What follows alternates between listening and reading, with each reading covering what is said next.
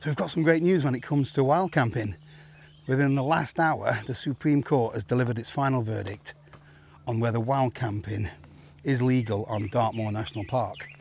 I'll get straight to it. Yes, it is. But I thought I would give my reaction to it.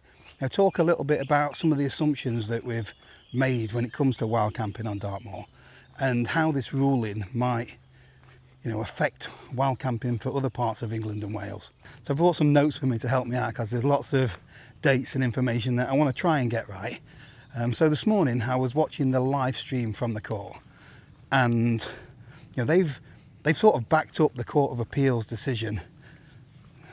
I'll go into the timeline in a moment, but a lot of it comes down to interpretation. So it's always been assumed that it's okay to wild camp on Dartmoor. It comes from the Dartmoor Commons Act of 1985, which states that the public has right to open air recreation on Dartmoor Commons, and it was assumed that that included wild camping. And it's always been wild camping is the only place you can legally wild camp in England and Wales is certain sections of Dartmoor, but it never actually said that in the Act, the term wild camping. So that is what the Darwall family, so it's Eugene and Diana, I think, they've challenged that wording. So at the back end of 2022, the Darwalls and their associates filed a case in court to try and get wild camping banned on Dartmoor National Park, and in January of 2023 the court ruled in their favour, effectively banning wild camping on Dartmoor. And this was based around the wording, so it doesn't specifically say that you were allowed to wild camp there, and they said, or the court ruled, that wild camping didn't class as open air recreation, which we all know is horseshit. But there was obviously public outcry. There were protests on Dartmoor, in London, and where are we? Yeah, there were thousands demonstrating. So there's you might have seen the Right to Roam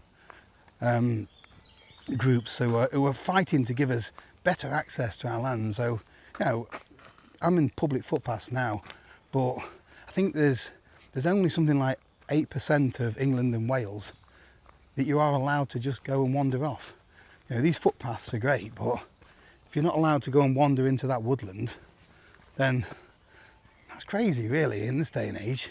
They also set up a petition to try and get this discussed in Parliament, and they got over 100,000 signatures. So the actual subject of access rights had to be discussed in Parliament. So then, skipping forward a little bit to July 2023, there was the Dartmoor National Park Authority appealed, and there was lots of fundraising. So this kind of thing costs a lot of money to appeal, and they won. Anyway, they won. What did the court say? So the High Court appeal says the camping is part of open air recreation, so that restored the right to wild camping again. So how many appeals can you do? So since that date, wild camping has been back on the agenda at Dartmoor, which has been great. However, Mr. Darwall and his hedge fund associates, I think they got tit on with that, and they decided to take it to the Supreme Court, which is the highest court in England and Wales. And once you've got your decision from the Supreme Court, that is it, it's final. There's nowhere else to go, domestically anyway. I can't see them going to the European Court because it's different laws and legislations all over Europe, and we're not really in Europe anymore, are we? So today was the final ruling, and they've ruled in the favour of the wild camper. Now let's have a minute and think about what that might mean for wild camping in the rest of England and Wales. So as I mentioned, they made this ruling based on interpretation of wording and common sense, really. So although it doesn't say, and I don't know if they're going to change it, so they may change the actual act now based on this ruling to say that wild camping is permitted. Now that could potentially open up avenues for the rest of England and Wales. So up in Scotland, they've got much better access rights than us. You're able to access land responsibly. So as long as you're not causing any harm, you're not trampling over people's back gardens and things like that, you can go and have a wander in the woods anyway. You can have a wander up in the hills anywhere. You haven't always got to stick to footpaths, and you've also got the right to pitch your tent there as well, which is what we're really talking about today. So as I've already mentioned, back in 2023 there was massive public outcry. At the time there were thousands of people marching on Dartmoor to demonstrate, and this is it's like going back to 1932, I think it was, with the Kinder mass trespass, and that actually changed the way that we can access our national parks and things like that. So people aren't having it anymore, I don't think, and it's been highlighted in government, and this particular ruling may end up changing some sort of legislation, or be the kickstart to changes in legislation, which gives us more rights to access our land. It's absolutely bonkers that you can't just go and responsibly wander around most of England and Wales. So I mentioned earlier the Right to Roam group.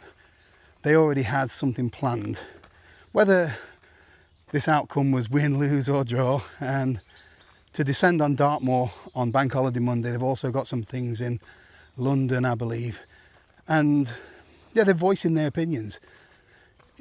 People are starting to speak up, and the more you can support those with signing petitions, just sharing their posts, whatever it will be, we should have access to our own country. So we're homeowners ourselves. Well, we will be in about 15 years or so when it's paid for. But yeah, so I understand that people want their own little private space. I wouldn't want somebody pitching their tent in my back garden. But this for example, it's not someone's back garden. However, I couldn't pitch my tent there legally, or just hidden away in the woods. This is called Loxley Common. So, but it's not common land anymore. Somebody owns this plot. You can't just do as you please with it. Although there may be some bylaw that says I can leave my horses here, or shoot an alien on a Wednesday, whatever the silly bylaws are. But these vast, huge open spaces like Dartmoor, or the hills and mountains in the Lake District and Snowdonia, you should be able to responsibly access those lands. And if that includes an overnight camp where you leave no trace, then that should be acceptable. Ever since the dawn of time, man has been able to lay down at night and stare at the stars, and we should be able to do that still today. Responsibly, of course. You don't want to be chucking your beer cans all over the place and lighting fires willy-nilly. Just enjoy the great outdoors. I just want to finish off with a big thank you to everyone that's helped get this decision over the line, whether that be Dartmoor National Park Authority, people who have set up the petitions to get this thing heard in Parliament, the clever lawyers that have just managed to sort the wording out and things like that. And yeah, everybody that's done their bit just to highlight the importance of being able to access the land that you live in. Right, I'm going to call that it. I'll put some links below to some of the information so you can read up on it yourself. But that's it for this one. Thank you for watching. See you next time.